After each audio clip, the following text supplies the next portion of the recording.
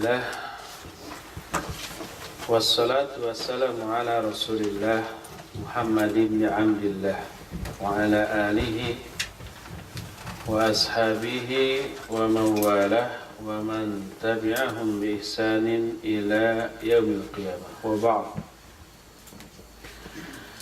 Ikhwati fillah, baik hadirin yang ada di Masjid Ibaraki, Osaka, Jepang, ataupun para pendengar Radio Roja Bandung di mana saja Anda berada.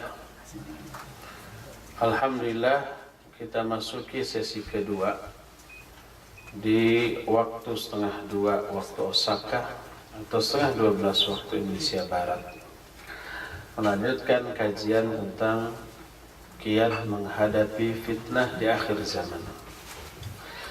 Tadi sudah kita jelaskan makna fitnah beserta solusinya secara umum.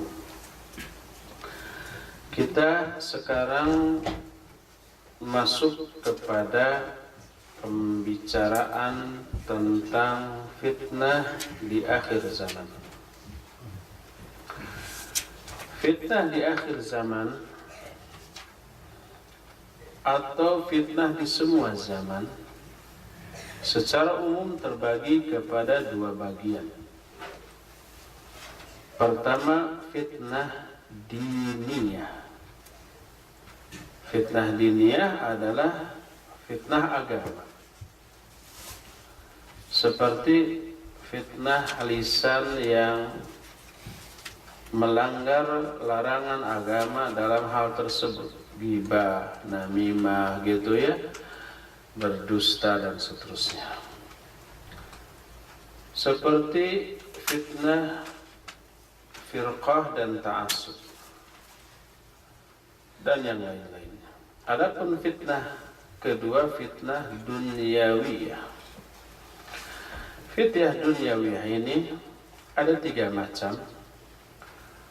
Pertama adalah fitnatul mal, fitnah karena harta, baik harta yang berupa hakiki seperti uang, kekayaan, rumah, perhiasan, ataupun maknawi seperti jabatan dan popularitas. Kedua, fitnah para wanita. Dan yang ketiga adalah fitnah anak-anak. Seluruhnya itu adalah fitnah dunia. Kedua-duanya, baik fitnah agama maupun fitnah dunia, ada yang sudah terjadi di masa-masa yang lalu, juga terjadi di masa sekarang, dan terus akan terjadi di masa-masa yang akan datang. Nah, adapun sekarang kita fokus fitnah dari sisi waktu. Dari segi waktu, fitnah ada 3 macam. Fitnah terdahulu yang sudah terjadi dan tidak akan terjadi lagi, seperti fitnah yang berupa peperangan yang terjadi di kalangan para sahabat.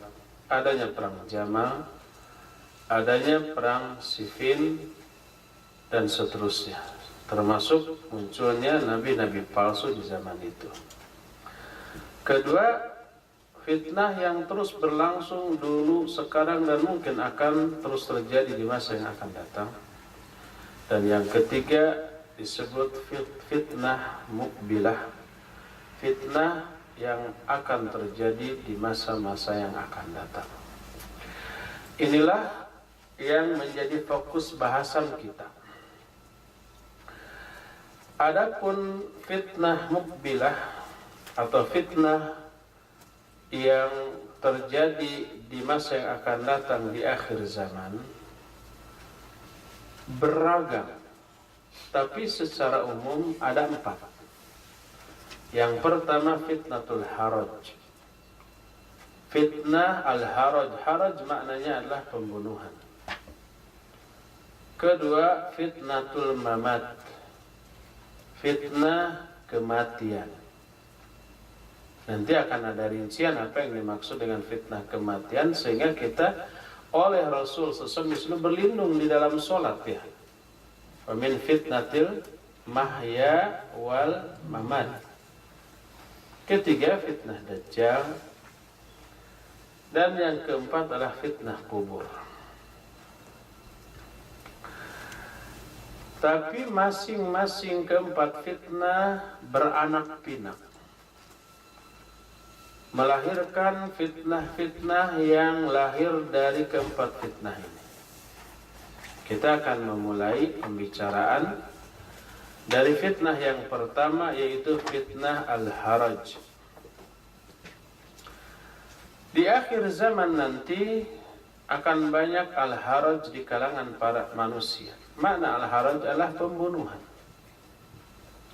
Sebagaimana sabda Nabi SAW dalam sebuah hadis yang dikeluarkan oleh Imam Al-Bukhari dalam kitab Sahih. Beliau menyatakan, inna baina yaday sa'ah la ayyaman yanzilu fiha al-jahlu wa yurfa'u fiha al-ilmu wa yakthuru fiha al-haraj wal haraj al-qatl. Kata Nabi SAW, sesungguhnya menjelang hari kiamat ada beberapa hari. Di hari itu kebodohan begitu merajalela, ilmu pun diangkat. Maksud diangkat, dicabut, dihilangkan dari diri manusia. Dan banyak pula di dalamnya terjadi al-haraj. Al-haraj adalah pembunuhan. Begitu kata Nabi SAW. Dari Abu Hurairah radhiyallahu anhu, Rasul sallallahu alaihi wa alihi wasallam bersabda, "Walladhi nafsi biyadihi, la tadhhabu ad-dunya hatta ya'ti 'ala an-nasi yawmun la yadri al-qatilu fima qatala walal maqtulu fima qutila." Faqil, "Fakaifa yakunu dhalik?" Qala al-haraj. Al-qatil wal maqtul finnar. Kata Nabi SAW, demi Allah yang jiwaku berada dalam genggaman tangannya, tidak akan musnah dunia ini, alias tidak akan kiamat, sebelum datang satu hari, satu zaman dalam kehidupan manusia. Di zaman itu orang yang membunuh tidak mengetahui karena alasan apa dia membunuh. Dan orang yang dibunuh pun tidak mengetahui alasan apa dia dibunuh. Seorang sahabat bertanya, bagaimana hal itu bisa terjadi ya Rasulullah? Beliau menjawab, al-haraj, yaitu murni pembunuhan. Dan baik yang membunuh ataupun yang dibunuh, dua-duanya masuk ke dalam neraka.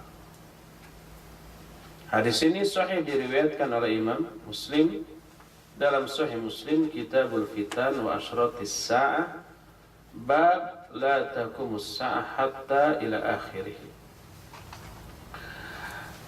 Itu pembunuhan. Adapun bibit-bibit terjadinya pembunuhan disebabkan oleh hal-hal berikut ini. Yang pertama adalah munculnya ikhtilaf dan tafarruq yang terwariskan kepada orang-orang jahil, orang-orang bodoh yang tak berilmu, juga tidak memiliki iman yang cukup untuk menghadapi perbedaan pendapat dan perpecahan tersebut. Oleh karena itulah, maka perbedaan pendapat dan perpecahan dihadapi dengan kebodohan, dihadapi dengan kelemahan iman, maka yang muncul adalah fanatisme. Yang muncul adalah emosi, yang muncul adalah arogansi. yang muncul adalah hawa nafsu. Maka inilah yang memicu orang untuk berani melakukan pembunuhan. Para ulama ketika menjelaskan masalah ini menerangkan seperti yang dituturkan dalam sebuah kitab Ad-Dawabitus Syar'iyyah li Mauqifil Muslimin al-Fitan. Artinya ketetapan-ketetapan syariat tentang bagaimana seorang muslim bersikap di dalam menghadapi fitnah. Dia menyatakan bahwa wal furqatu bi jami' anwa'iha fil afkar aw fil aqwal aw fil a'mal adzabun yu'adzibu Allahu jalla wa 'ala bihi man khalafa amrahu wa dhahaba ila ghairi hudah. Perpecahan dengan segala jenis bentuk dan macam, baik dalam pemikiran, ucapan ataupun amal, merupakan adab. Adab dari Allah kepada orang-orang yang menyimpang dari ajaran Allah lalu pergi ke orang yang tidak memperoleh hidayah Allah untuk konsultasi ke orang seperti itu. Sebuah hadis dari Nu'man bin Bashir radhiyallahu anhu, Rasul sallallahu alaihi wa alihi wasallam bersabda, "Man lam yashkuril qalila lam yashkur al-katsir. Wa man lam yashkurin nas lam yashkurillahi azza wa jalla. Wa tahadduts bi ni'matillahi syukrun wa tarkuha kufrun wal jama'atu rahmatun wal furqatu adzabun." Kata Nabi SAW, siapa orang yang tidak mensyukuri hal yang sedikit, dia tidak akan mampu mensyukuri hal yang banyak. Siapa yang tidak bersyukur kepada sesama manusia, ia tidak akan mampu bersyukur kepada Allah. Dan menceritakan nikmat Allah itu adalah syukur, dan meninggalkannya adalah kufur. Dan jamaah itu rahmat, sedangkan perpecahan itu azab. Hadis ini diriwayatkan Imam Ahmad, Imam Al-Bazzar, Imam At-Tabrani, dan Imam Ibnu Hajar Al-Haythami menyatakan rijaluhu thiqat dalam kitab Majma'uz Zawaid. Rijal atau perawi hadis ini semuanya thiqat, dan Syekh Al-Albani rahimahullah menyatakan bahwa hadis ini derajatnya adalah hasan. Berdasarkan hadis itu kita tahu bahwa perpecahan adalah azab Allah yang Allah berikan kepada orang-orang yang menyimpang dari ajarannya. Siapa yang menyimpang, Allah akan beri sanksi dengan cara dipecah belahkan hati-hati mereka dan dicerai-beraikan persatuan-persatuan mereka. Adapun yang menjadi sebab lahirnya firqah dan perpecahan, perceraiberaian adalah ada setidak-tidaknya 8 penyebab perpecahan. Pertama, al-ibtida'. Ibtida' itu artinya mengada-adakan kebidahan.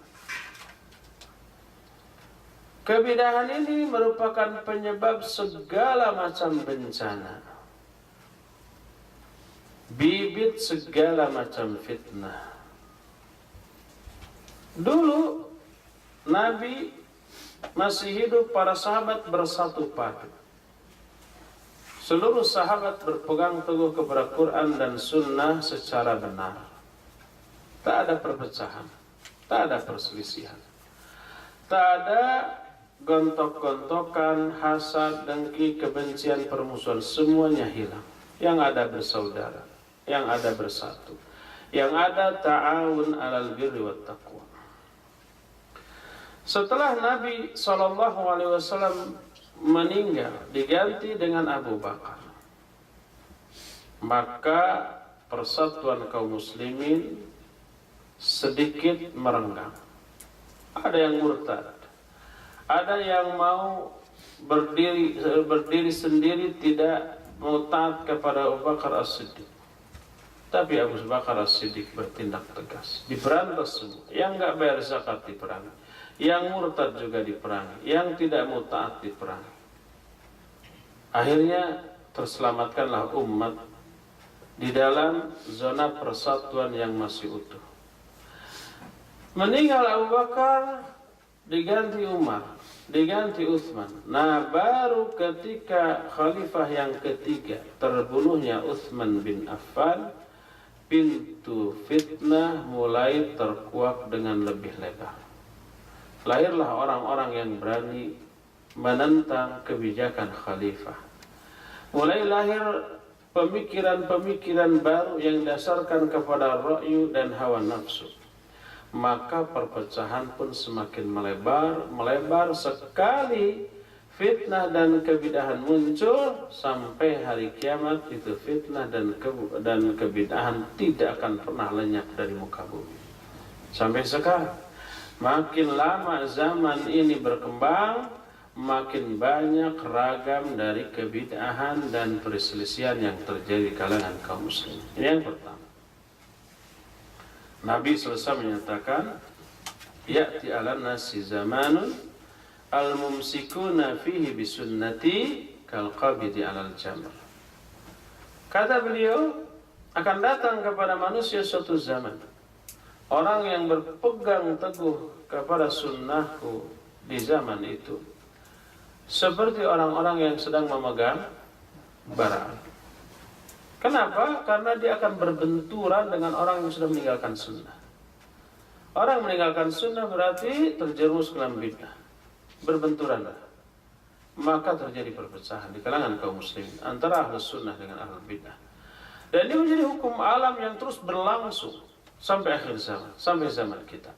Makanya sebelum kebid'ahan muncul, kaum muslimin bersatu padu dan mereka berpecah belah setelah lahirnya pemikiran akidah dan hal-hal yang bid'ah. Jadi kebid'ahan adalah sumber pertama penyebab lahirnya perpecahan. Kedua, ittiba'ul hawa. Penyebab kedua adalah mengikuti hawa nafsu. Ahli bid'ah dan ahli maksiat, mereka lebih mengutamakan ra'yu dan hawa nafsu daripada kitab Allah dan sunnah Rasul. Mereka menyampingkan ayat Al-Quran dan hadis Nabi dan menomorsatukan akal dan pikiran serta pendapat pribadinya. Oleh karena itulah, maka ahlul bid'ah oleh para ulama disebut juga dengan sebutan ahlul ahwa, pengekor dari hawa nafsu. Penyebab ketiga adalah konspirasi yang terkoordinasi, terprogram, yang direncanakan oleh musuh-musuh Islam untuk memporak-porandakan persatuan dan keutuhan kaum muslimin. Dan ratusan tahun pengalaman mereka menghasilkan satu strategi yang sangat jitu.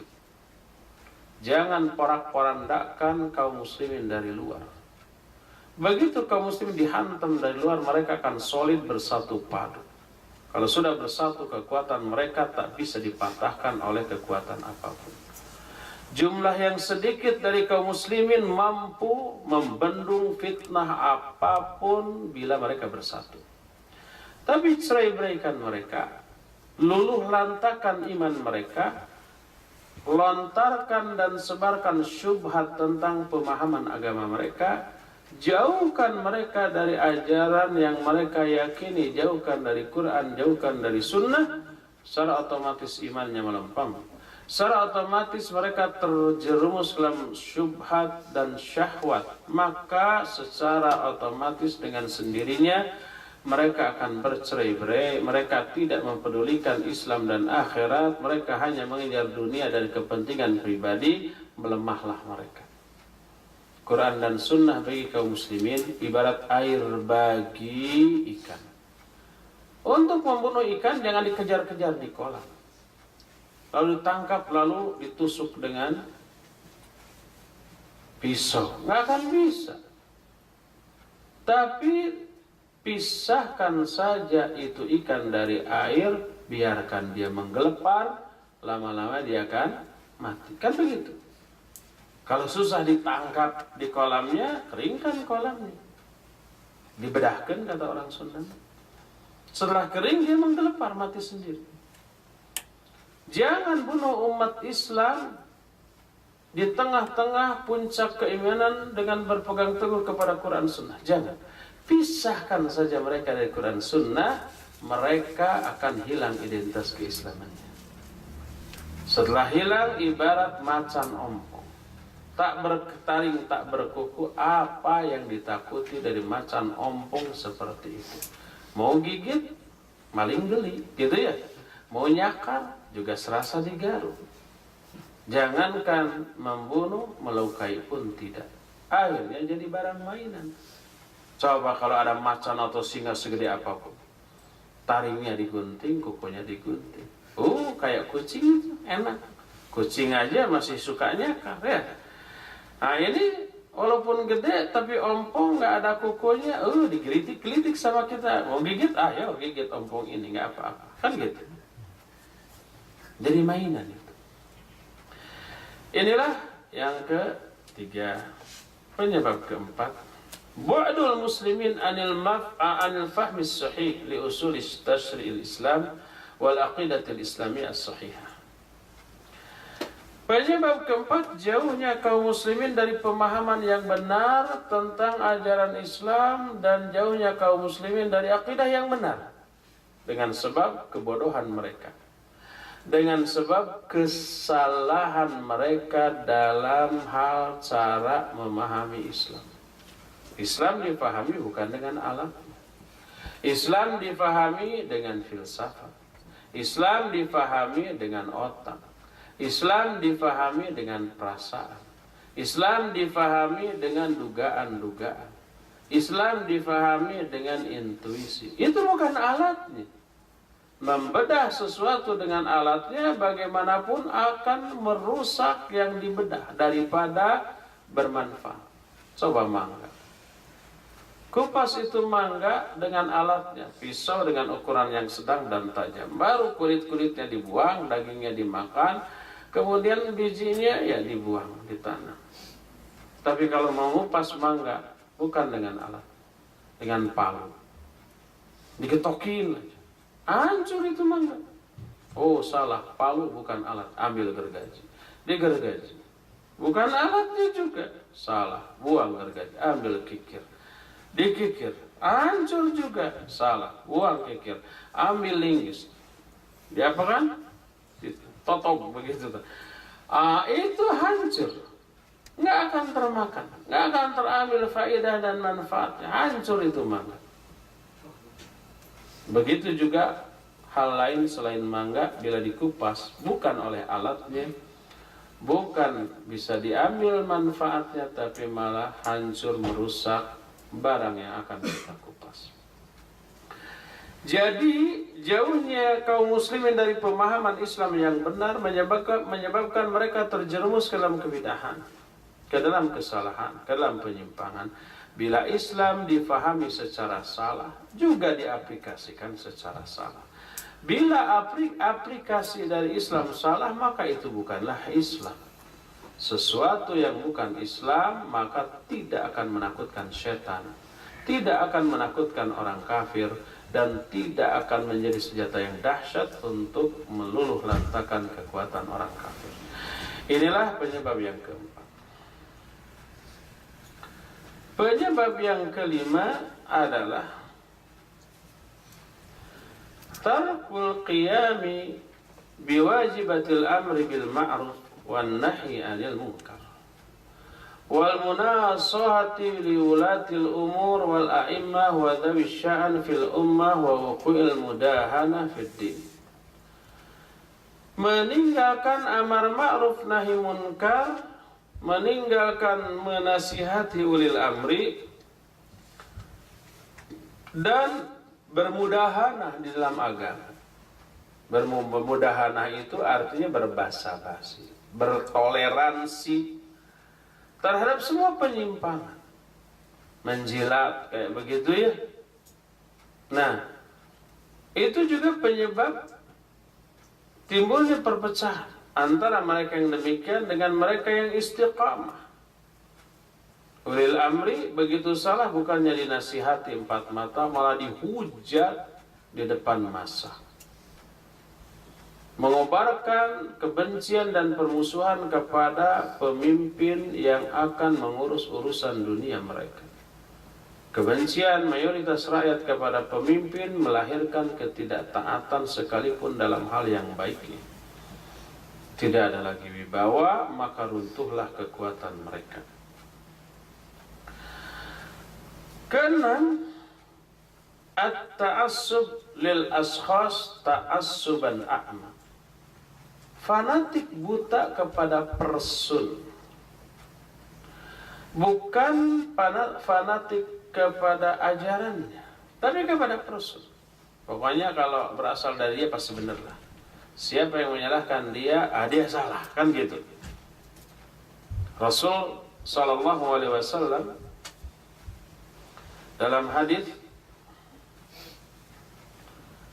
yang ini dijelaskan oleh Syekhul Islam dalam Majmu'ul Fatawanya. Kata beliau, walaysa li ahadin ayyan sibalil ummah syakhsan yad'u ila tariqatihi wa yuwali wa yu'adi 'alaiha ghairan nabi sallallahu alaihi wasallam. Wa la yansibu lahum kalaman yuwali 'alaihi wa yu'adi ghaira kalami Rasulillah sallallahu ghaira kalamillah wa rasulih. Wala wa majtama'at 'alaihi al-ummah bal hadha min fi'li ahli al-bidah.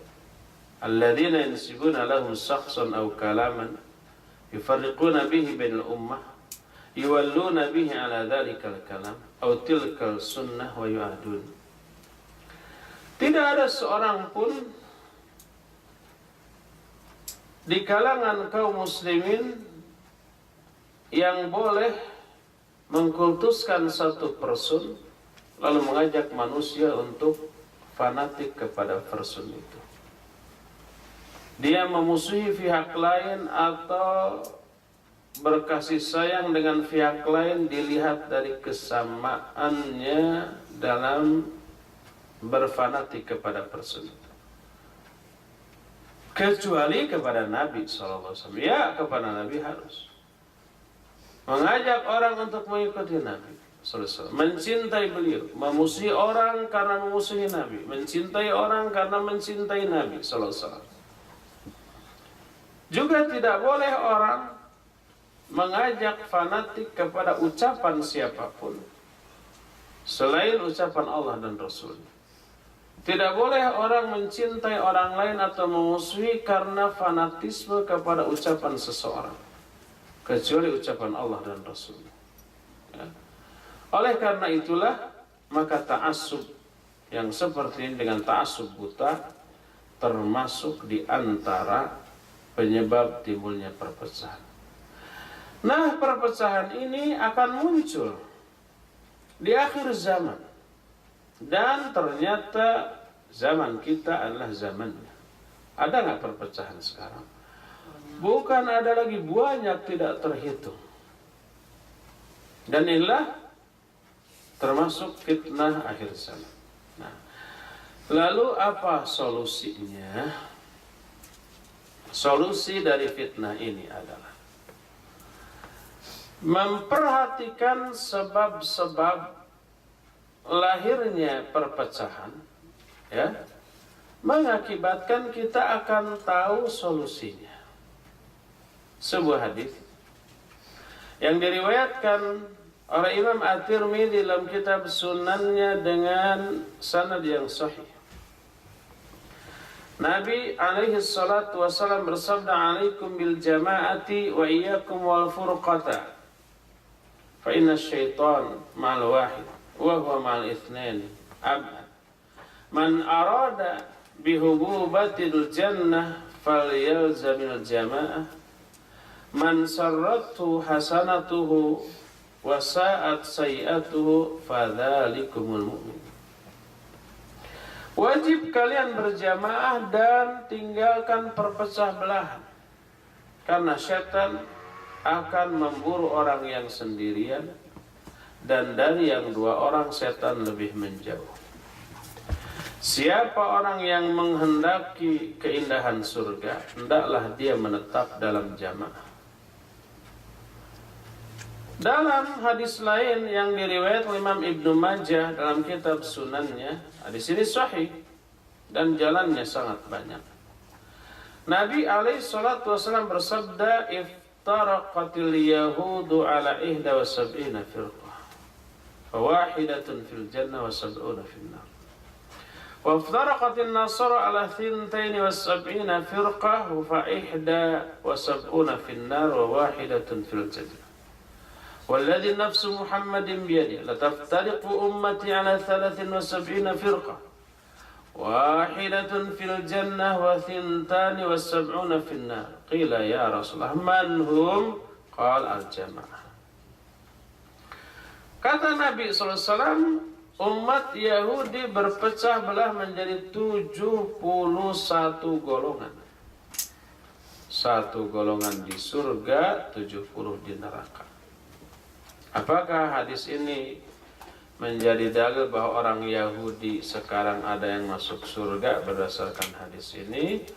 Kita jawab enggak. Yang dimaksud satu golongan Yahudi masuk surga adalah Yahudi sebelum datangnya Isa dan Muhammad SAW.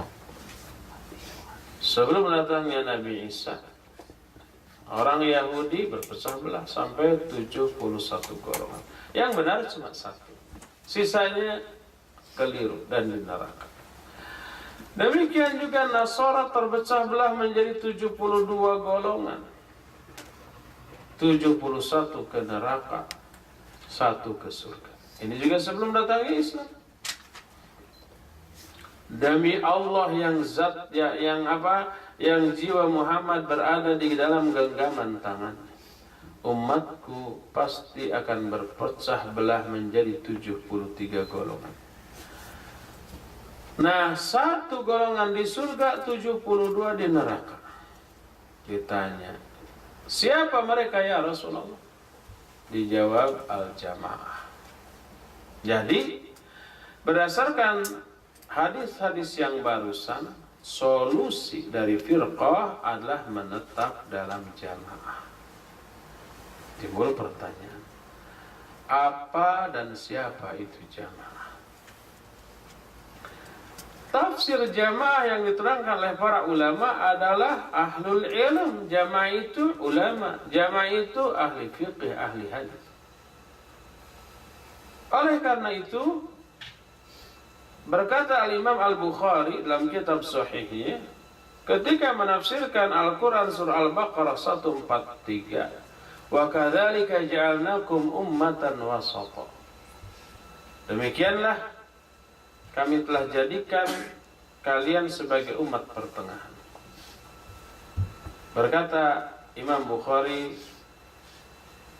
amarun Nabi sallallahu alaihi wasallam biluzumil jamaah wa hum ahlul ilm. Kata Imam Bukhari, Nabi sallallahu alaihi wasallam memerintahkan untuk menetap dalam jamaah, dan jamaah maksudnya ahlul ilm, ulama. Selaras dengan firman Allah, fas'alu ahla dzikri in kuntum la ta'lamun. Tanya kepada ulama, ke ahlinya kalau kalian tidak tahu. Selaras dengan ayat atiullaha wa atiur rasul wa ulil amri minkum. Ulil amri dalam urusan agama adalah ulama. Taati dalam arti ikuti penjelasan para ulama tentang Quran dan Sunnah. Ketika Imam Ahmad menyatakan wala tazalu ta'ifatu min ummati qa'imina 'alal haq. Setiap zaman selalu muncul satu kelompok kecil dari umatku yang tegak berdiri atas kebenaran. Siapa kelompok itu? Imam Ahmad menyatakan in lam yakunu ahlal hadis fala adri manhum. Kalau mereka itu bukan ahli hadis, aku tidak tahu lagi siapa mereka. Oleh karena itu yang namanya jamaah adalah berpegang teguh kepada penjelasan para ulama tentang Quran Sunnah. Itulah kebenaran. Kebenaran itu siapa? Quran Sunnah. Quran Sunnah menurut pemahaman siapa? Menurut pemahaman ahli. Itu para ulama. Makanya berkata Abdullah bin Mas'ud, "Man kana 'alal haqqi fahuwa jama'atun wa in kana wahidah." Siapa orang yang berada di atas kebenaran, dialah jamaah walaupun sendirian. Itulah solusi perpecahan. Ketika perpecahan, larilah ke para ulama. Larilah ke orang-orang yang berilmu. Minta petunjuk kepada mereka, minta bimbingan tentang apa yang sedang dihadapi pada zaman itu. Insya Allah, Allah Azza wa Jalla akan menyelamatkan orang itu melalui bimbingan orang-orang yang berilmu di zaman itu. Inilah fitnah furqah. Kedua, fitnah yang juga akan muncul yang mengakibatkan lahirnya pembunuhan adalah fitnah ta'assub dan hawa nafsu. Ta'assub itu apa? Fanatisme buta kepada person, kepada orang. Hawa nafsu itu apa? Hawa nafsu itu setiap ucapan, pemikiran, perbuatan yang menjerumuskan pelakunya ke dalam neraka, ke dalam azab. Bahasa Arabnya adalah al-hawa, diterjemahkan nafsu. Tapi nafsu dalam bahasa Indonesia maknanya banyak ya. Makanya banyak orang salah paham, oh enggak semua nafsu itu jelek, ada nafsu yang bagus katanya. Apa? Nafsu makan, nafsu kerja, nafsu seksual itu bagus, harus dipertahankan. Itu bukan nafsu dengan arti hawa. Kalau nafsu makan, nafsu seksual, nafsu kerja, bahasa Arabnya bukan hawa, tapi dafi'. Jamaknya ad-dawafi. Stimulan, pendorong. Sesuatu yang bisa mendorong untuk makan enak dan semangat, untuk kerja, dan seterusnya kan? Dalam bahasa Arab itu disebut dafi. Bahasa Indonesia nafsu. Tapi bukan hawa. Adapun nafsu yang bahasa Arabnya hawa, yang kemudian diterjemahkan hawa nafsu. Sumiyal hawa li'annahu yahwi sahibahu ilan nar. Disebut hawa karena dia menghawakan pelakunya ke dalam neraka. Menghawakan itu menjerumuskan. Setiap yang menjerumuskan ke dalam neraka, baik ucapan, keyakinan, pemahaman, pemikiran, perbuatan, menjerumuskan pelakunya ke dalam neraka, itulah hawa nafsu. Setiap penyimpangan dari al-haq itulah hawa nafsu.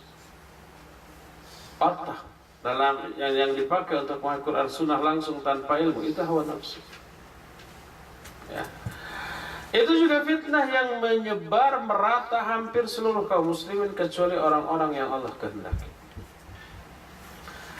Adapun jalan keluar dari hawa nafsu dan ta'assub seperti itu adalah ada beberapa poin. Ada 2 poin lah, bukan beberapa. Pertama, at-tajarrud. Makna at-tajarrud adalah memurnikan kefanatikan atau fanatisme hanya ke seorang saja. Siapa? Rasulullah sallallahu alaihi wasallam. Berkata Imam Malik bin Anas, "Laisa ahadun ba'dan Nabi sallallahu alaihi wasallam illa yu'khadh min qawlihi wa yusraq illa Nabi sallallahu alaihi wasallam." Tidak ada seorang pun selain Nabi kecuali ucapannya boleh diambil, boleh ditolak, kecuali Nabi. Kullu qawlin yu'khadh wa yurad illa sahib hadhil maqbarah. Semua perkataan boleh diambil, boleh ditolak, kecuali perkataan penghuni kubur ini nih. Imam Malik kan ngajar di Masjid Nabawi sambil nunjuk kepada kuburan Nabi SAW yang ada di sebelah. Kalau penghuni kubur ini, ucapannya nggak boleh ditolak, wajib untuk diterima. Berkata Al-Imam Ibnu Qayyim Al-Jauziyah rahimahullah, al-ilmu ma qala Allah wa qala rasuluh maqala sahaba hum ulil arfan. Kata Imam Ibnu Qayyim, ilmu itu adalah apa yang dikatakan oleh Allah, apa yang dikatakan oleh Rasulnya, dan apa yang dikatakan oleh para sahabat. Sudah 3. Kalau 3 itu wajib diambil. Selain ketiga itu, timbang. Berkata Imam Abu Hanifah, wa ma atana min kalamillah fa wajaba akhdu. Wa ma atana min kalamir rasul fa wajaba alaina akhdhu. Wa ma atana min kalami ashabihi sallallahu alaihi wasallam fa wajada alaina akhdhu. Wa ma atana min at-tabi'ina wa min ba'dahum fa hum rijal wa nahnu rijal. Apa saja yang datang kepada kita dari ucapan Allah, firman Allah, wajib untuk kita ambil. Apa saja yang datang kepada kita dari ucapan Rasul SAW, wajib untuk kita ambil. Dan apa saja yang datang kepada kita dari ucapan para sahabat, wajib untuk kita ambil. Dan apa saja yang datang dari ucapan tabi'in atau orang setelah mereka, maka mereka laki-laki, kita pun laki-laki. Artinya timbang dulu. Boleh nggak kita berkata seperti Imam Abu Hanifah? Kalau ada penjelasan para ulama, nih gini, oh kita bilang ulama laki-laki, saya juga laki-laki. Ulama manusia, saya juga manusia. Ulama boleh ijtihad berpendapat, kenapa saya tidak? Kalau yang berkata bagi Imam Abu Hanifah boleh. Kenapa? Karena Imam Abu Hanifah juga ulama tabi'in, yang selevel bahkan mungkin lebih. Tapi kalau kita bukan ulama, ya boleh. Oh, dia ulama juga manusia, makan nasi. Saya juga makan nasi sama roti, umpamanya. Kalau ulama boleh ijtihad, kenapa saya enggak? Ini enggak boleh. Betul, ulama manusia, tapi manusia yang berilmu. Ilmunya jauh nggak bisa dibandingkan dengan kita. Jangankan dalam urusan dunia, dalam urusan agama, dalam urusan dunia. Pernah nggak dengar? Kalau saya pernah dengar di berita, ada salah seorang prajurit Angkatan Laut Indonesia yang bisa menyeberangi sungai Sunda. Sungai apa? Selat Sunda. Nyebur dari Jawa, berenang sampai di Sumatera. Ayo katakan kepada dia manusia, saya juga manusia. Dia laki-laki, saya juga laki-laki. Dia bisa menyeberang Selat Sunda, kenapa saya tidak? Ayo bareng-bareng nyebur. Boleh begitu? Betul, dia manusia. Tapi manusia yang terlatih fisiknya, mentalnya, tekniknya. Mungkin latihannya sehari 8 jam lebih itu renangnya. Teknik ngatur nafas, teknik mengirit stamina gitu ya. Fisiknya, mentalnya, teknik menghadapi ombak dan gelombang gitu ya. Teknik untuk tidak menyimpang arah itu dipelajari selama berjam-jam setiap hari, berlangsung tahunan. Kalau kita apa? Mandi juga seminggu 2 kali. Kayak kucing. Nyabur bareng, si Angkatan Laut itu terus berenang sampai ke Sumatera. Kita tidak muncul-muncul lagi. Begitu muncul sudah ngambang. Itu dalam urusan dulu. Mike Tyson tuh, dia manusia, saya juga manusia. Dia laki, saya juga laki. Dia bisa nonjok, kenapa saya enggak? Ayo diadu.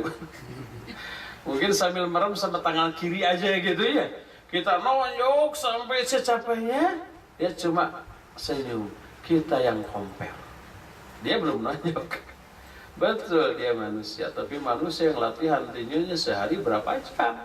Push up-nya sehari berapa ribu, sit up-nya berapa ribu, lehernya kayak apa, makanya disebut si leher beton. Kalau kita push up baru 5 aja sudah compare. Ya, itu dalam urusan dunia. Demikian juga dalam urusan agama. Ulama ya betul manusia, tapi manusia yang semalaman mereka tidak tidur. Kalau enggak tahajud, mereka menelaah ayat, menelaah hadis. menghafalkan Quran sejak masih usia 5 tahun, 6 tahun, hadis ribuan, bahkan ratusan ribu, bahkan ada yang jutaan hadis dengan sanadnya. Kalau kita juz amma juga nggak hafal, satu hadis pun nggak ada yang hafal dengan sanadnya. Masa kita harus menyamakan diri dengan ilmunya para ulama?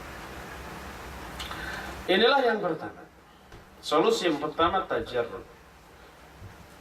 Kedua, tarkul mira wal jidal, meninggalkan debat, berbantah-bantahan tanpa ilmu. Karena apa? Debat itu tidak menghasilkan kebaikan, yang dihasilkan hanyalah hasad, dengki, kebencian, dan permusuhan, serta penyesatan. Kalau debat itu antara orang berilmu dengan orang bodoh, ya, orang bodoh akan tersesatkan. Berkata Nabi SAW, "Ma dhalla qaumun ba'da hudan kanu alaihi illa utul jidal." Tidaklah sesat suatu kaum setelah dia memperoleh petunjuk, kecuali karena mereka suka mendebat, suka membantah. Ada ayat begini dijelaskan, oh kenapa begitu, kenapa nggak begini? Loh, kalau begitu apa salahnya? Oh kan gitu. Selalu mengungkit apa yang dijelaskan oleh ahlinya. Yang itu tidak pernah mereka lakukan dalam urusan dunia kepada ahli di bidang tertentu. Apakah ada nggak pasien ketika datang ke dokter? Oh kamu ini melihat gejala begitu sakitnya. Oh tidak, sebelum saya tidak begitu dok. Memang begitu gejala, tapi kan mungkin saja begini-begini. Ada yang begitu? Nggak ada. Kata dokter, ini obatnya karena ini. Oh menurut saya obatnya nggak ini. Ini pahit dok. Mending obatnya sirup atau cendol, enak. Ada nggak yang begitu? Nggak ada. Dalam urusan dunia begitu. Coba orang mobilnya rusak ke bengkel, kata montir ini yang rusak ininya, terus harus diganti bil. Kata yang oh menurut saya bukan ini, tapi pentil nih. Makanya nggak bunyi-bunyi terus, nggak nyambung dari pentil. Kalau nggak pentil mungkin spiannya nggak nyambung. Nggak ada yang begitu ya dalam urusan dunia. Tapi dalam urusan akhirat, dalam urusan agama, ngeyelnya walaupun tanpa ilmu. Mendebat, mengkritik penjelasan para ulama yang berizah dengan ilmu yang madai, dikritik oleh kebodohan. Yang itu tidak pernah mereka lakukan dalam urusan dunia.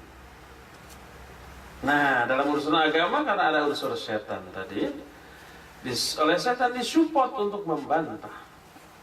Apa akibatnya? Akibatnya bantahan mereka nggak nyambung, argumentasi mereka nggak berhubungan dengan apa yang sedang diperdebatkan. Makanya berkata Imam Asy-Syafi'i, jadaltu jahilan wa ghalabani. Aku berdebat dengan orang bodoh dan dia mengalahkan aku. Bukan kalah hujah, tapi kalah omong. Karena hujah mereka nggak nyambung. Ini saya belum pernah membaca di kitabnya, tapi saya dengar dari Syekh Ali Hasan Al-Athari, hafizahullah, ketika beliau di Jakarta. Beliau menceritakan tentang kisah Ibnu Malik. Ibnu Malik adalah penyusun kitab Alfiyah. Alfiyah itu berisi apa? Kaidah bahasa Arab. Berisi lebih dari 1000 kaidah. Tapi digenapkan aja Alfiyah. Ini 1000 bait.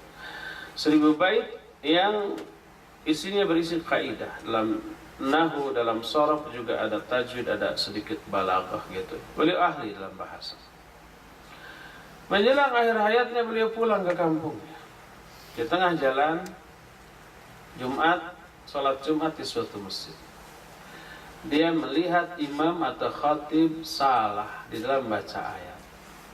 Kelihatannya nggak bisa ini bahasa Arab, nggak bisa tajwid gitu, salah, makhrajnya nggak benar. Selesai Jumatan dihampiri untuk diberikan koreksi berempat mata. Tapi imam ini arogan. Digusurnya Ibnu Malik ke tengah jamaah. Ini orang mau ngetes saya. Akhirnya bingung kan, sudah dikondisikan begitu. Akhirnya ditanya, ma huwa makhrajul alif? Ditanya oleh Ibnu Malik, apa makhraj huruf alif? Si imam ini nggak ngerti pertanyaan. Apa itu makhraj? Akhirnya dia menyebut seluruh huruf hijaiyah dari alif sampai iya. Alif, ba, ta, tha, terus sampai iya. Pengikutnya sorak, wah guru saya hebat bisa menjawab. Ibnu Malik bingung, nggak nyambung jawaban dengan pertanyaan. Bodoh ini orang. Makanya percuma untuk diteruskan. Akhirnya dia diam dan permisi pamit. Disorakin kalah. Kalah omong. Bukan kalah hujah, bukan kalah argumentasi. Tapi diteruskan juga percuma, nggak nyambung. Ya. Dan kita sering mengatakan begitu. Umpamanya ke orang yang melakukan penyimpangan dalam masa ibadah, kita katakan, lo itu nggak ada contohnya dari Nabi SAW. Dibalikan, oh pesawat terbang, Ustaz pakai BB nggak, Ustaz pakai HP nggak, Ustaz pakai mobil, itu nggak ada contoh, itu bid'ah, kan gitu. Nggak nyambung. Kita bicara agama, dia bicara dunia, kan gitu ya. Kita bilang nggak boleh memahami Al-Quran dengan roh. Untuk apa Allah memberi akal, memberi otak? Kita bukan binatang loh. Nggak nyambung itu. Diteruskan juga percuma. Akibatnya apa? Menurut mereka kita kalah omong. Iya betul kalah omong, tapi tidak kalah hujjah. Imam Syafi'i menyatakan jadaltu jahilan wa ghalabani. Aku berdebat dengan orang bodoh dan aku kalah. Kalah omong, bukan kalah hujjah, bukan kalah argumentasi. Maka Nabi SAW oleh Allah diperintahkan khudil afwa wa'mur bil urfi wa'arid anil jahil. Jadilah pemaaf. Perintahkan orang lain berbuat baik dan berpalinglah kamu dari orang-orang bodoh. Nah, perlu dilayani yang seperti itu. Ibadur Rahman itu menyatakan apa, wa idza khatabahumul jahiluna qalu salam.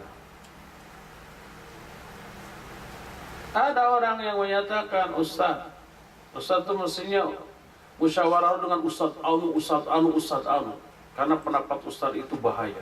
Padahal saya mengumumkan bukan pendapat saya, menurut pendapat para ulama mujtahidin menurut Anu. Tapi disebutkan pemahaman Ustaz, pemahaman antum, musyawarah. Saya bilang mereka bukan mujtahid. Apa? Oh, jangan merendahkan mereka. Mereka sudah memberantas kebatilan tahayul khurafat bid'ah sejak puluhan tahun. Dikatakan kita mengatakan mereka bukan mujtahid dianggap melecehkan. Ya enggak melecehkan.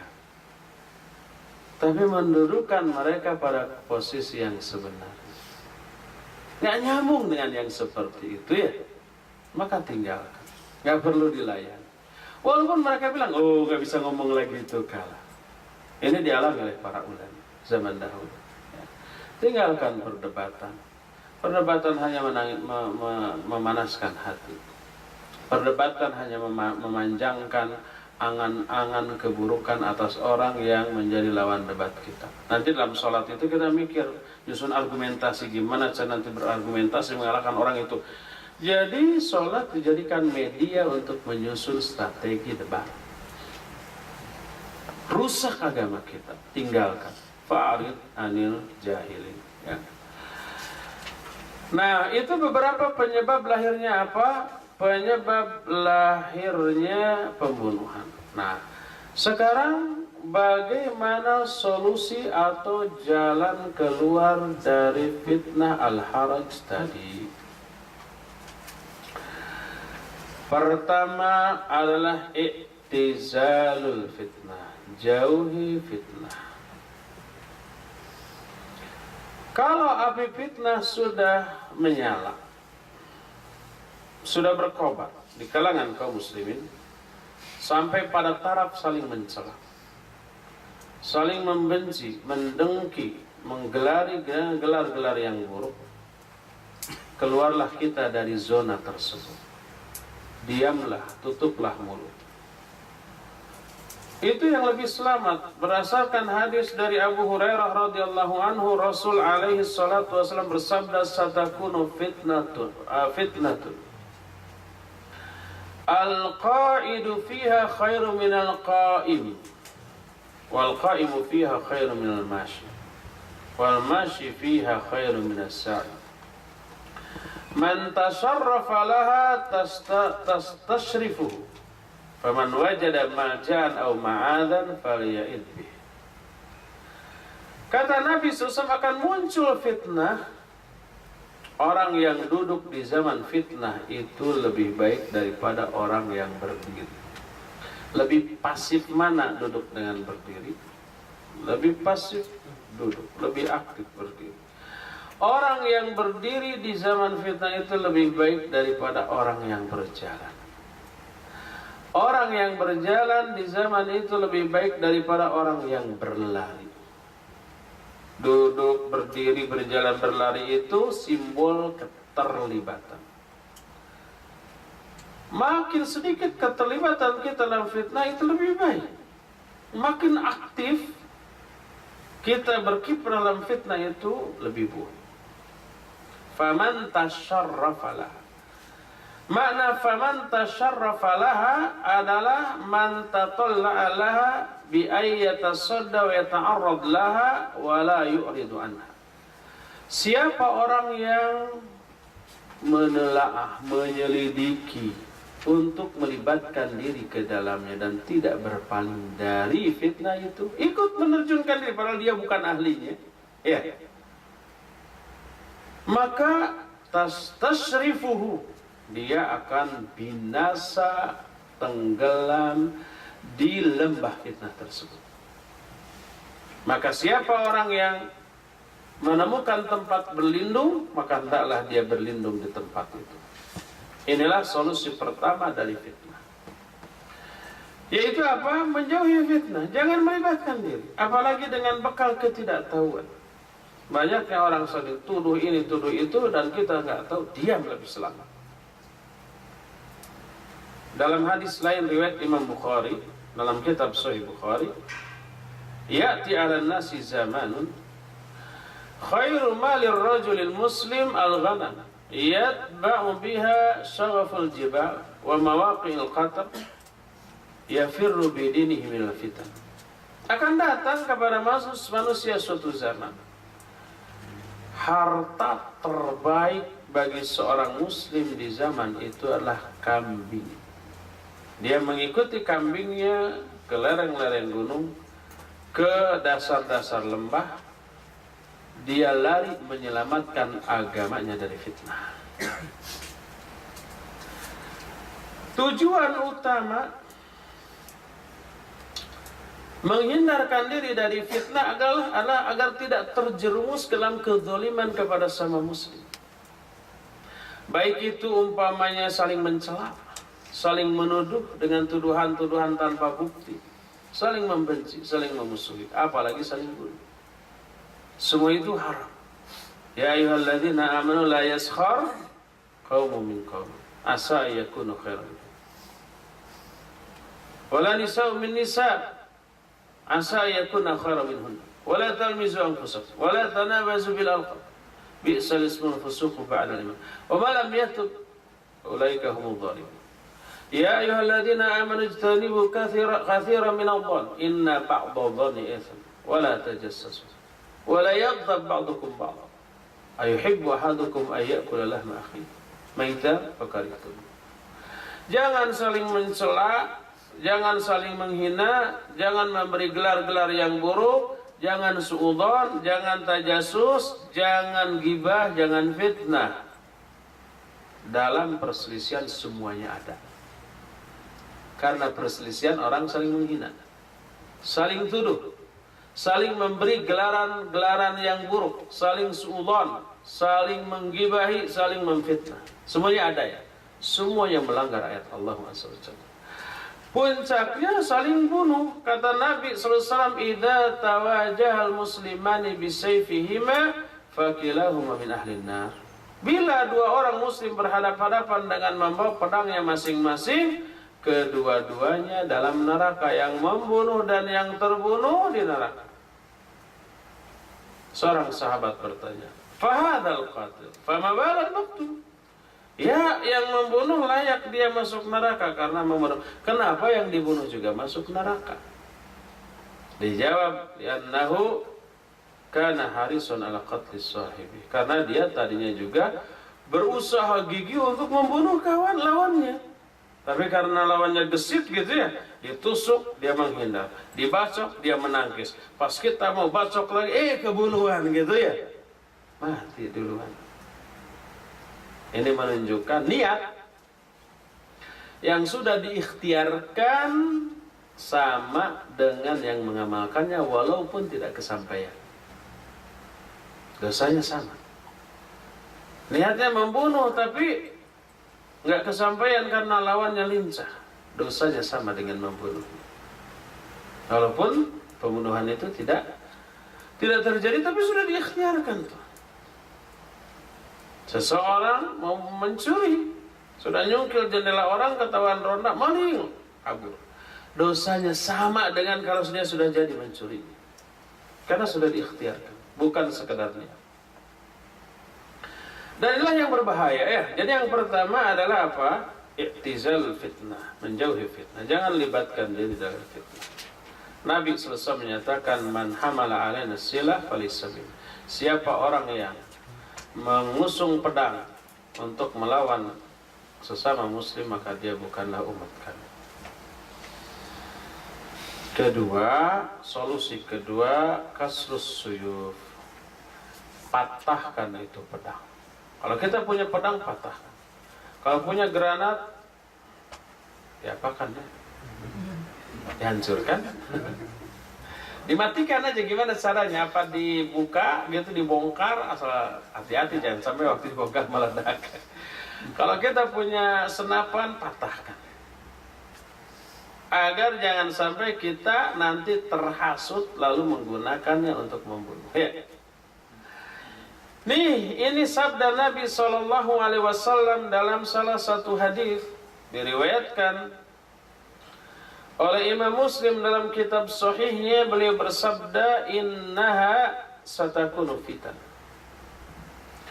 ala thumma takunu fitnah, al-qaidu fiha khairu minal mashi, wal mashi fiha khairu minas sa'i ilaiha, ala idha nazalta aw waqata, faman kana lahu ibal falyalhiq bi ibili, waman kana lahu ghanam falyalhiq bi ghanami, waman kana lahu ardun falyalhiq bi ardi.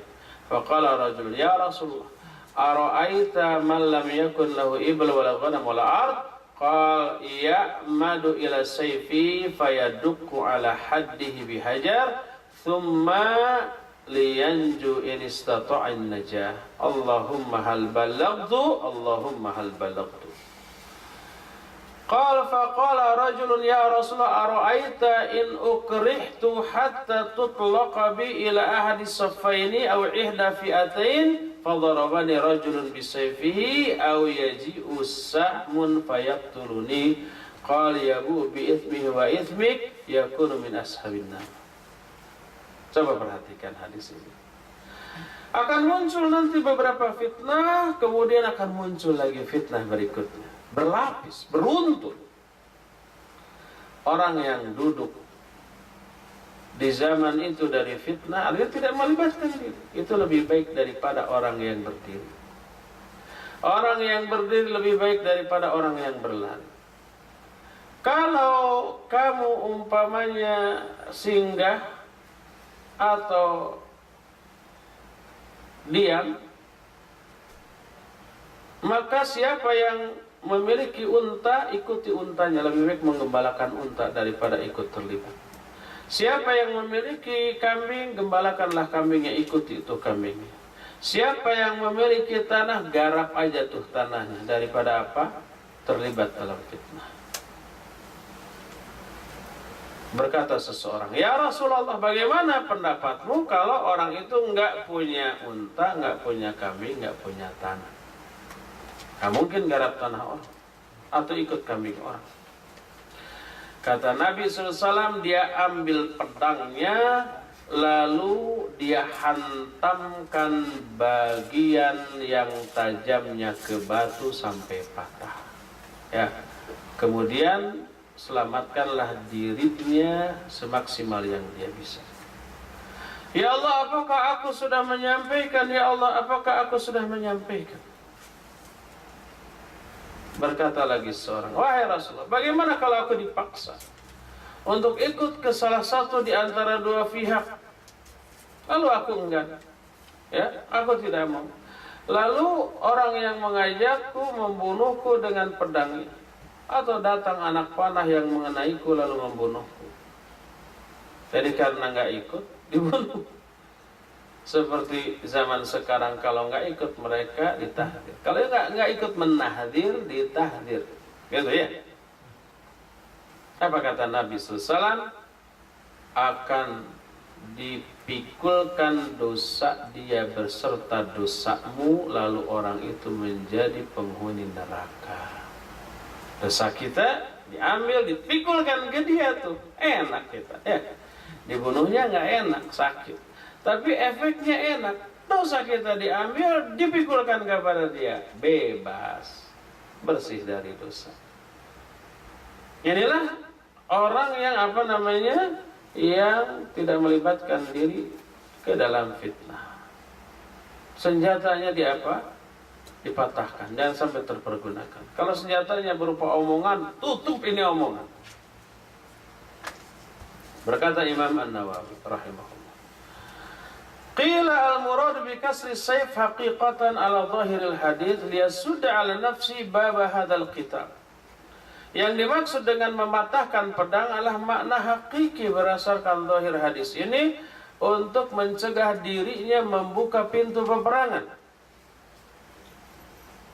Inilah yang dimaksud dengan hadis tadi.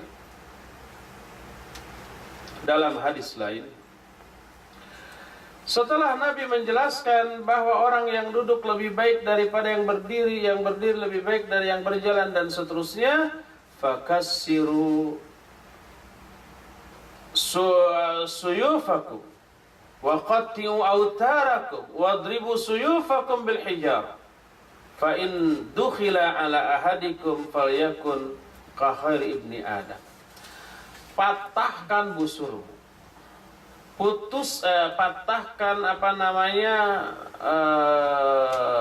wadah anak panah, putuskan tali busur, patahkan pedangmu dengan batu. Kalau ada yang masuk, ya, salah satu yang bersengketa menemui kamu, maka jadilah kamu sebaik-baik Bani Adam di dalam memperlakukan. Jamu silakan ya, ayo ikut perang. Enggak, terima kasih. Ikut? Enggak. Diburu? Silakan. Sampaikan hadis Nabi Sallallahu Alaihi Wasallam. Hadis tersebut diriwayatkan oleh Imam Ibnu Majah dengan sanad yang sahih sebagaimana dijelaskan dalam kitab Sahih Ibnu Majah. Dalam hadis lain Nabi alaihi salatu wasallam bersabda, "Idza ra'aitan nasa yaqtatiluna 'ala dunya fa'mad bisayfika 'ala 'azami sakhra fil hurra fadribhu biha hatta yankasir. Thumma ijlis fi baitik hatta ya'tika yaddu khati'atin aw maniyatu qadiyatin." Bila kamu melihat manusia saling berperang karena urusan dunia, walaupun berkemas manhaj, orang-orang bodohnya menyangka itu perang manhaj, padahal tokoh-tokohnya ngejar dunia. Kalau kamu lihat orang berperang demi dunia, maka ambil pedangmu, lalu kamu pergi ke tengah padang pasir yang panas. Pukulkan itu pedang ke batu sampai patah.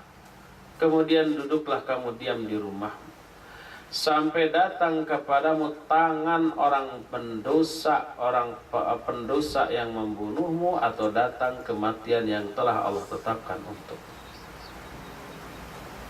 Semuanya itu menjelaskan tidak terlibatnya kita dalam fitnah. Hadis itu dikeluarkan oleh Imam At-Tabrani dalam kitab Al-Awthad, kata Imam Ibnu Hajar Al-Haythami dalam kitab Majmu'uz Zawaid, hadis ini rijalnya thiqat seluruhnya.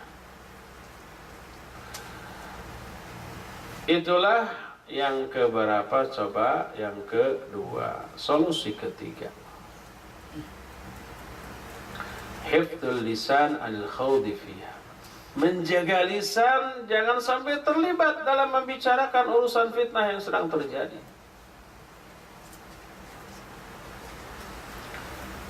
Bila fitnah merajalela, apalagi sampai melibatkan diangkatnya pedang, pertanda api fitnah telah berkobar. Menjauhlah. Agar kita tidak terkena imbas dari panasnya hawa api fitnah yang berkobar tadi. Tadi patahkan juga apa? Pedang. Dan tutup mulut. Jangan sampai berkomentar dengan komentar yang menunjukkan kita terlibat. Atau memancing salah satu pihak untuk menyeret kita agar terlibat. Nanti ngomong begini kan, harus bertanggung jawab, ayo ikut, kan gitu. Kata Nabi SAW dalam hadis riwayat Imam Ibnu Majah dalam Kitabul Fitan, hadis ini sahih dari Abu Hurairah radhiyallahu anhu. Innar rajula la yatakallamu bi kalimatin min sakhatillah la yara fiha ba'san fayahwi biha fi nari jahannam sab'ina kharifan. Ada orang yang berbicara satu kalimat yang mengundang kemurkaan Allah, tapi dia merasa itu nggak ada apa-apa, nggak salah. Tapi dengan ucapannya itu dia terjerumus ke dalam neraka jahanam sedalam 70 tahun perjalanan. Kesalahan yang dilahirkan oleh lisan itu seperti enteng tapi dahsyat akibatnya. Dalam hadis yang diterima dari Abdullah bin Amr bin As radhiyallahu anhu, dia berkata, "Bainama nahnu hawla Rasul sallallahu alaihi wasallam id dzakara fitnah. Faqala, idza ra'aytumun nas qad marajat uhuduhum wa khaffat amanatuhum wa kanu hakadha wa shabbaka baina asabi'i." Qala faqumtu ilaihi faqultu kaifa af'alu inda dhalik? Ja'alani Allahu fida'ak. Qal ilzam baitak wa amlik alaika lisanak wa khudh bima ta'rifu wa da'ma tunkiru wa alaika bi amrin khasati nafsik wa da'anka amrul amah. Kata Abdullah bin Amr bin As, ketika kami duduk-duduk di samping Rasul sallallahu alaihi wasallam, tiba-tiba beliau menjelaskan tentang fitnah. Beliau berkata, kalau kalian melihat orang-orang telah mengabaikan janji-janji mereka, mengabaikan juga amanat-amanat mereka, lalu mereka begini nih sambil mentasbik jari-jarinya. Mentasbik itu begini. Apa istilah Indonesianya apa? Menganyam apa? Kayak tikar ya. Menganyam jari-jarinya.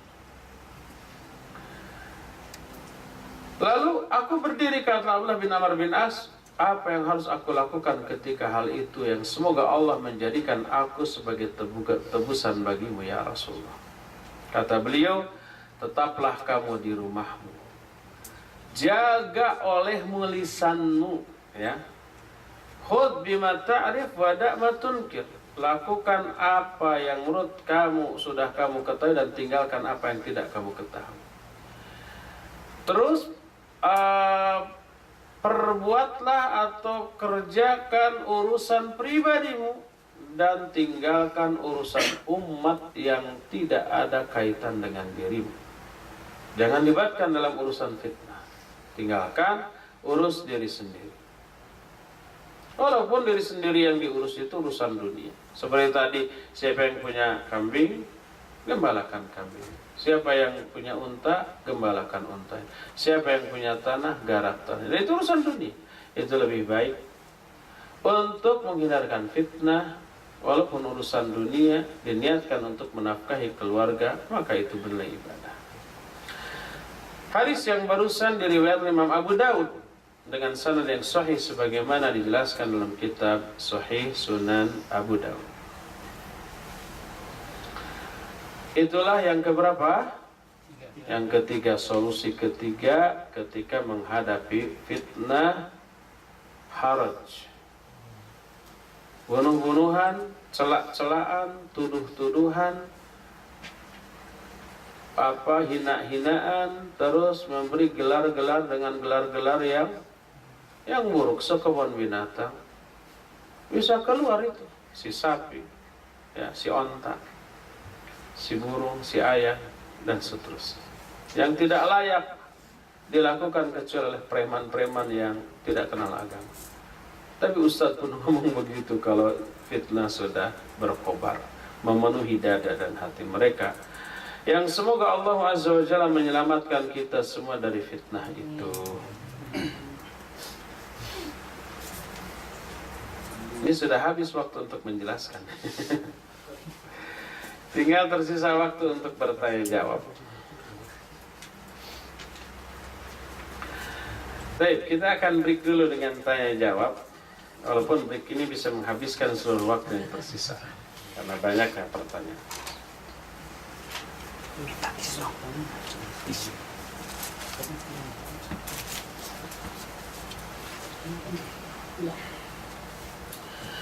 Pertanyaan pertama dari akhwat. Saya baru belajar agama, bagaimana beragama Islam dengan pemahaman para sahabat. Setelah sebelumnya aktif di suatu harokah tertentu, saya masih memiliki teman-teman di sana, harokahnya. Kadang-kadang saya berpikir bahwa saya akan kesepian, karena akan ditinggal oleh teman-teman saya tersebut disebabkan saya mengikuti dakwah sunnah. Kan nanti akan dapat teman baru, ya, ya akan kesepian lagi, malah tambah ramai. Apalagi komunitas orang Indonesia di Jepang sangat sedikit. Apa nasihat dari Ustadz untuk saya dan orang-orang seperti saya yang baru belajar ini? Haruskah saya terus menjaga hubungan dan berteman akrab dengan mereka? Nikmati masa kesepian tersebut. Kesepian di atas sunnah jauh lebih baik daripada rame-rame di atas bid'ah. Seperti tadi tuh, kalau ada kambing, gaulah dengan kambing. Sapi atau unta dengan unta. Nggak ada tanah, garap tanah. Kesepian nggak? Iya. Kadang ngobrol dengan kambing. Jadi itu lebih baik. Yang harus kita pertahankan bukan hubungannya, tapi kebenaran yang kita anut. Itu nomor satu. Selama berada dalam kebenaran, walaupun sendirian, maka kita jamaah. Sebagaimana ucapan Abdullah bin Mas'ud, kata beliau, "Man kana al-haqqi fahuwa jamaah, wa in kana wahidah." Siapa orang di atas kebenaran, dia jamaah walaupun sendirian. Terlebih nanti di komunitas sunnah kan banyak kawan-kawan baru, ya.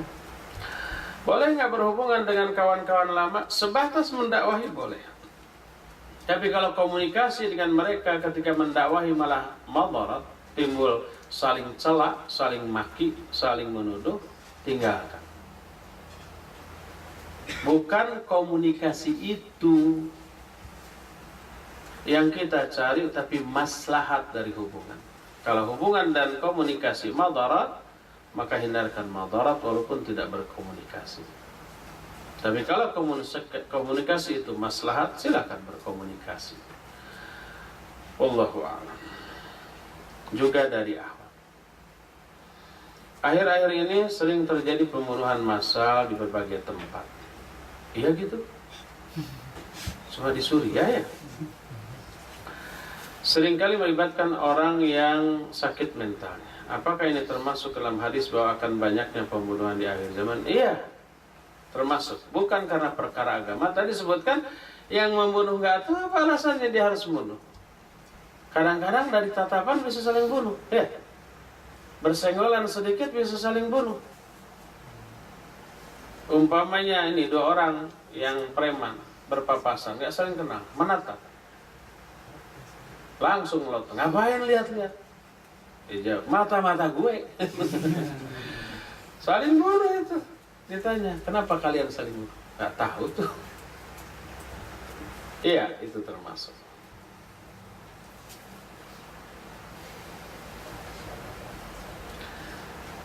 Tolong beri wasiat dan nasihat bagi kami pelajar dan pekerja yang tinggal di Jepang. Pulang. Apa yang kita cari di sini? Uang bisa dicari di Indonesia. Kecuali yang tadi yang kemarin disebutkan. Pertama, bila kita memang mencari ilmu yang tidak ada di tempat lain. Yang keduanya, umpamanya yang kita kejar di sini itu walaupun bukan ilmu, umpamanya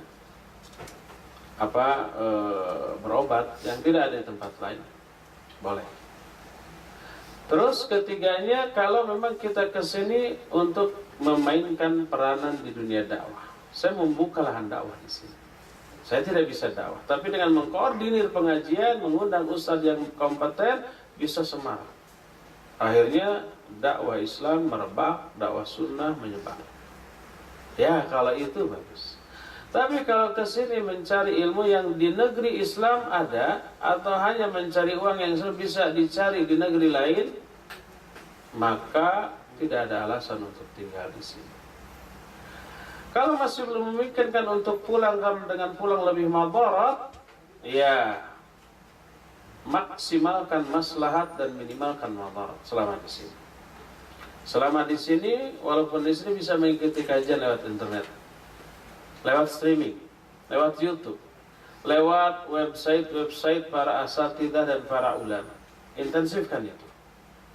Dengan serius dan dijadwalkan, buka laptop, buka YouTube, siapkan di meja buku catatan, siapkan Quran. Dengar, tatap itu ustaz yang ada di YouTube, gitu ya. Bila perlu catat nomor HP ustaz, WhatsApp-nya, BB-nya, gitu ya. Nggak dikasih. Kalau ada yang nggak ngerti, tanya. Kalau ke saya, SMS, BB atau WhatsApp dijamin nggak dijawab. Iya, kalau dijawab itu bisa hang. Sehari bisa lebih 100. Karena apa? Orang yang dijawab pasti jadi langganan. Tiap hari bisa lebih dari satu pertanyaannya. Kadang-kadang curhat. Satu kali SMS, 10 SMS, gimana jawabnya? Nanya dalil. Itu satu orang, lalu nyebar. Oh, kalau nanya lewat SMS ke Ustadz Anus saja. Sehari bisa ratusan orang. Hang, dan itu pernah terjadi itu. Pernah teralami. Setelah teralami begitu diumumkan, tidak lagi akan menjawab pertanyaan lewat SMS. Tidak dijawab pun pertanyaan masih terus berubah. Apalagi kalau dijawab. Telepon, apalagi di sini ada fasilitas murah ya, bisa lewat Skype umpamanya atau media lain yang kalau telepon bisa murah banget gitu ya. Kemarin saya dari sini nelpon sampai 5 kali ke beberapa orang di Indonesia pakai Skype, cuma habis 100 yen ya berapa? Fik ya? 100 yen. 100 yen itu berapa? 10.000. Di Indonesia aja 5 kali bisa lebih dari 10.000 tuh. Ini dari Jepang ke Indonesia. Ya, telepon ke ustaz-ustaz itu. Insya Allah diangkat. Saya kalau ada telepon dan saya lagi memungkinkan ngangkat, walaupun tidak dikenal, insya Allah diangkat. Kalau SMS kan.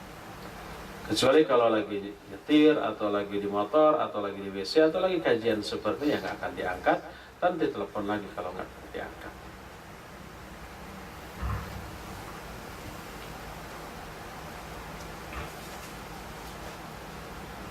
Terkadang suka dituduh aliran sesat. Sering ini, gak aneh. Strict dan keras, apa bedanya? Sama kan? Strict and keras dan kasar. Bahkan orang tua sendiri. Saya mencoba untuk menjelaskan, tapi karena kedangkalan ilmu sering menjadi perdebatan yang berakhir tidak baik dengan orang tua. Teralami oleh setiap orang. Apakah ini berarti sebaiknya kita menjauhi orang tua karena takut akan fitnah? Bagaimana solusinya? Karena di satu sisi takut juga menjadi durhaka pada mereka. Kadang untuk menyelesaikan satu masalah, kita harus keluar dari zona masalah itu, kemudian menyelesaikan dari zona lain. Kalau kita tidak punya kemampuan menjelaskan ke orang tua, atau punya kemampuan tapi nggak akan mungkin digubris, ya, coba cari dengan cara lain. Bagaimana cara lain itu? Pertama, dakwahi mereka dengan kemuliaan akhlak. Tunjukkan kemuliaan akhlak di dalam rumah kita, di hadapan orang tua. Coba bangun umpama jam 2:30, tahajud, berdoa. Setelah itu beres-beres. Lihat ke dapur, kalau ada cucian piring, gelas kotor, cuci sebelum orang tua bangun. Ya. Kemudian memanaskan nasi, memanaskan makanan. Kemudian lihat ke WC, lihat ke mesin cuci. Ada pakaian kotor, cuci. Setelah itu ngepel, nyapu, beres-beres. Adzan subuh, sholat. Orang tua bangun, seluruhnya sudah beres. Kata orang tua, saya mau nyuci piring, udah beres tuh semua.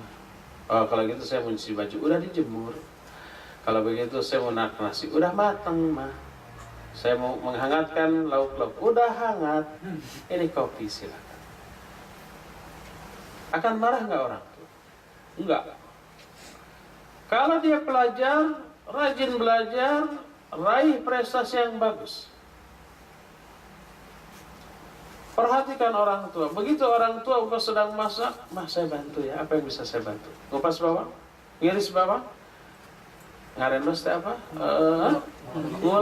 Ngulek sambal atau apa? Apa ngiris-ngiris sayur? Apa yang saya bantu? Ada garam yang kurang, saya harus ke warung. Kalau di Indonesia, kalau di sini nggak ada warung ya. Tawarkan, bantu. Itu akhlak yang baik. Ada adik-adik, ayo dibimbing pelajarannya, dimandikan, disiapkan pakaian untuk ke sekolah. Orang tua melihat, senang apa enggak? Senang. Hati kerasakan dulu dengan kemuliaan akhlak. Dia senang setiap bangun subuh, semua sudah beres. Sikap anaknya menjadi begitu ramah dan perhatian. Dia tanya, kamu kok berubah? Kenapa? Saya kan ngaji, mah. Ini hasil pengajian saya. No, kalau ngajinya kayak gini benar. Dia ngomong ke tetangga, anak saya berubah loh. Asalnya pemalas jadi rajin. Asalnya cuek, ngebelatakin, nyampah gitu ya. Kamarnya kayak kapal habis dibom, sekarang setiap bangun semua sudah beres. Tetangganya nanya, kenapa tuh Bu bisa begitu? Katanya ngaji itu. Itu hasil ngaji. Oh, bagus. Bawa tolong anak saya. Kan gitu.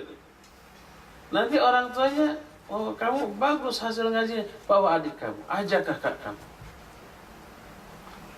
Coba kalau hasil ngaji kayak begitu. Akankah orang tua mencurigai pengajian? Enggak. Akankah orang tua melarang dari pengajian? Enggak. Saya yakin. Bahkan akan dipromosikan ke tetangganya, ke kawan. Dia katakan anak saya tuh berubah setelah ngaji tuh. Wah, kalau anak bandel, oh suruh ngaji kayak anak saya lebih bandel dari anak bapak. Karena saya juga dulu lebih bandel dari bapak. Umpamanya ya. Tanpa menyampaikan ayat, tanpa menyampaikan hadis, hatinya sudah luluh dengan kemuliaan akhlak. Ada penguasa Yamamah. Yamamah itu di zaman Nabi SAW supplier sumber makanan ke Mekah. Nabi SAW waktu itu sudah hijrah ke Madinah. Penguasa Yamamah ini adalah yang paling benci kepada Nabi SAW, ingin membunuhnya. Mengincar-incar aja, cari-cari kesempatan. Suatu saat dia mau umroh ke Mekah. Umroh ala jahiliyah. Di tengah jalan bertemu pasukan kaum muslimin, lalu ditangkap. Digiring ke Madinah, ditawan. Ditawan, diikat di Mesir. Ditengok oleh Nabi SAW. Oh, kalian tahu nggak siapa yang kalian tangkap? Ini penguasa Yamamah. Lalu didakwahi, diajak Islam, dibacakan ayat. Apa kata dia? Hai Muhammad, kalau kamu mau berbuat baik, ya, berbuat baiklah kepada orang yang akan bersyukur kepadamu. Karena Nabi ketika tahu ini Yaman, tak pulang, bawa makanan terbaik, kurma, lalu diberikan. Kalau kamu mau berbuat baik, berbuat baiklah kepada orang yang akan bersyukur kepadamu. Kalau kamu mau harta, minta tebusan tapi lepaskan aku. Kalau kamu mau bunuh aku segera. Akhirnya tinggalkanlah Nabi SAW. Beberapa hari kemudian dihampiri lagi. Kata beliau, sebelum ditinggalkan, perlakukan secara baik. Sampai para sahabat memilih makanan terbaik untuk tawanan, sementara mereka memakan makanan kelas 2 yang sisa. Kedua kalinya didakwahi lagi, jawabannya sama. Sampai setelah 3 kali jawabannya sama, kata Nabi sallallahu alaihi wasallam, atliquhu, bebaskan dia. Setelah berhari-hari dibebaskan, keluar dia tanpa disakiti, tanpa diperlakukan secara biadab, diperlakukan secara istimewa, dijaga. Keluar dia dari masjid. Apa yang terjadi? Semakin jauh dia melangkah dari masjid, semakin merasa ada sesuatu yang hilang dalam jiwanya. Selama dia ditawan di masjid, dia melihat dan mendengar bacaan Quran Nabi SAW. Begitu menikmati. Melihat persaudaraan dan kekompakan para sahabat yang begitu solid, saling perhatikan, saling menasihati, saling menyayangi. Semuanya itu menimbulkan kesan yang mendalam dalam diri. Semakin jauh melangkah dari masjid, semakin merasa ada yang hilang. Begitu sampai di ujung kota Madinah, dia melihat air, menghampiri, lalu berwudu, lalu kembali ke masjid, lalu bersyahadat. Bayangkan, diberi ayat, diberi hadis, nggak mempan, disodori kemuliaan akhlak, dia luluh. Betapa banyaknya manusia yang hatinya kasar dan keras, menolak ajakan dakwah, bacaan Quran dan sunnah, tapi hatinya luluh oleh mulianya akhlak Nabi dan para sahabat. Dengan cara itu mereka masuk Islam. Oleh karena itu dakwah tidak terbatas hanya ke pemberian penjelasan ilmu. Enggak, disampaikan ayat dan hadis. Enggak mempan, jangan ngoyo, jangan ngeyel, jangan ngotot. Mau nyebut ngotot dan ngeyel jadi ngoyol. Coba dengan akhlak yang mulia, ya. Insya Allah hati siapapun akan luluh. Jadi kalau umpamanya ada benturan dengan orang tua, dengan tetangga, karena masalah ini, jangan ngotot membela diri berargumentasi. Semakin berargumentasi, semakin parah itu perpecahan. Maka hentikan, lalu sodorkan kemuliaan akhlak. Mereka akan bersimpati. Sebejat apapun orang tetap akan simpati dengan akhlak mulia yang ditunjukkan oleh kita, ya. Wallahu a'lam bishawab. Bolehkah puasa Syawal pada hari Sabtu? Karena ada larangan hadis tentang tidak boleh.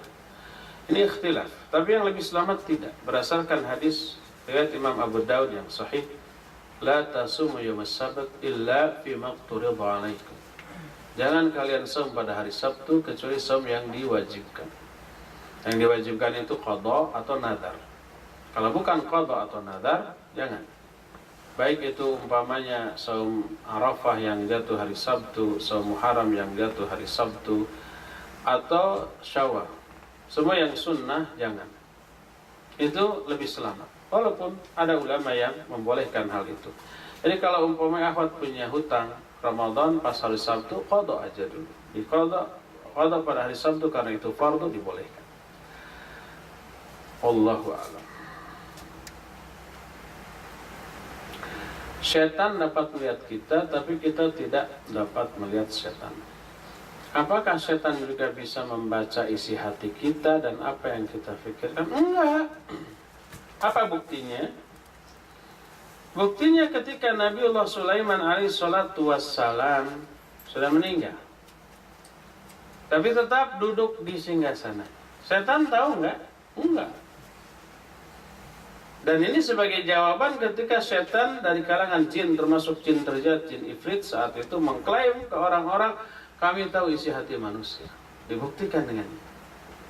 Nabi Sulaiman meninggal nggak tahu, sampai tahu-tahu setelah tongkatnya itu rapuh dimakan rayap lalu jatuh tersungkur, baru tahu Nabi Sulaiman sudah lama wafat. Jadi mereka tidak tahu isi manusia, isi hati. Tapi mereka seperti juga manusia bisa membaca, menebak isi dan perasaan itu dari sikap dan tingkah laku ya. Manusia bisa nggak? Bisa. Ekspresi malu, tingkah laku orang yang malu bisa diketahui itu. Oh, dia sedang malu. Yang sedih kalau manyun gitu ya, nggak ada senyum, lagi bokeh tuh. Jadi isi dompet dan isi hati bisa diketahui lewat ekspresi dan tingkah laku. Itu pun hanya nebak, sekali lagi hanya nebak. Manusia bisa, setan bisa juga menebak, tapi tidak mengetahui isi bisikan hati manusia.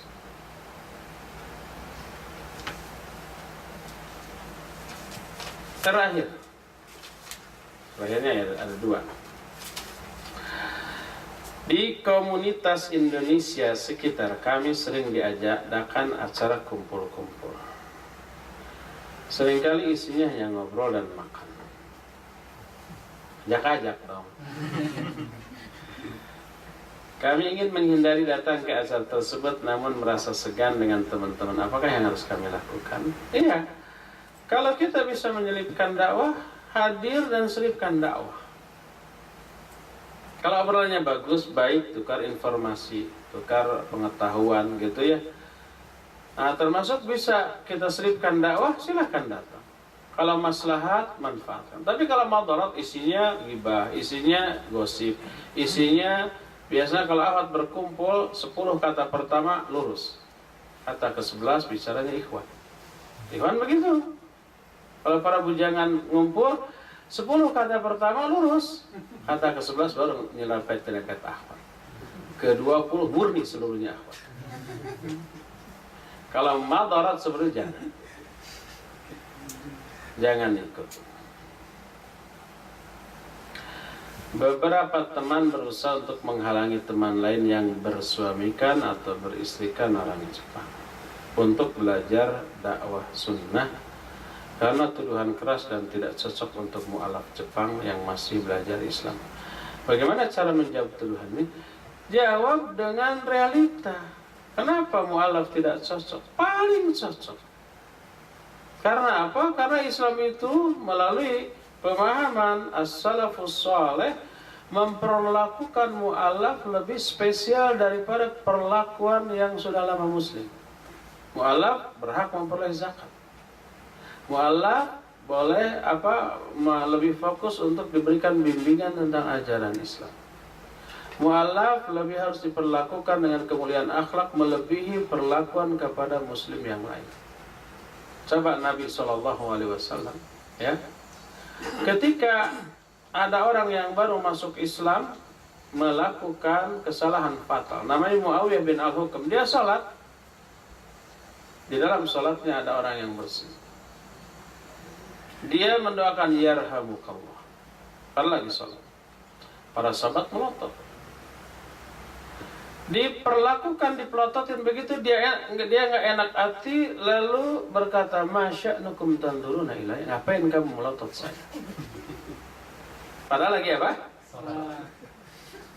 Melihat itu para sahabat memukul-mukulkan tangan mereka ke paha mereka, berisyarat diam, aku pun diam. Selesai salat, kata Muawiyah, demi Allah aku tidak pernah melihat orang yang lebih lembut, lebih bagus mengajarkan kebenaran dibanding Rasul. Beliau tidak memarahi aku, membentak aku, memukul aku.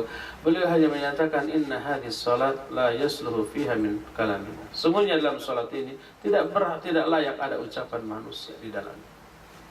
Nabi tidak memarahi dan tidak menyuruh orang itu mengulang kembali salat, karena dia mu'alaf, baru masuk Islam. Lain lagi perlakuan beliau kepada sahabat yang senior yang sudah lama masuk Islam. Suatu saat terlihat di tangan jarinya ada cincin emas. Oleh Nabi SAW dicabut secara paksa, dibanting sambil menyatakan, kenapa aku melihat salah seorang di antara kalian memasang api neraka di tangannya. Kerasnya itu, keras. Sampai para sahabat kasihan kepadanya, ambil, khud wantafi biha. Ambil lalu manfaatkan, jual manfaatkan. Apa dia bilang? Demi Allah, saya tidak akan pernah mengambil cincin yang sudah dibanting oleh Rasul SAW. Jadi perlakuan kepada mu'alaf lebih istimewa, lebih lembut. Kalau dia salah sedikit, dua dikit, apa bahkan fatal, dimaklumi, baru masuk Islam. Belum kenal apa-apa. Dimaklumi kesalahan. Dimuliakan perlakuannya, dilemah lembutkan sikap kepada dirinya. Yang berbeda dengan orang-orang yang sudah lebih. Inilah ajaran salafus saleh.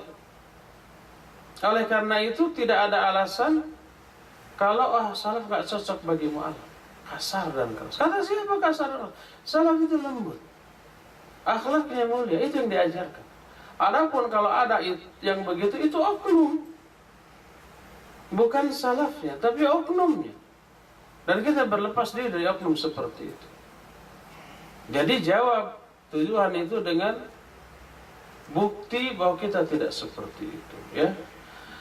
Ya, itulah materi sesi kedua, menghabiskan seluruh waktu yang tersedia bahkan lebih.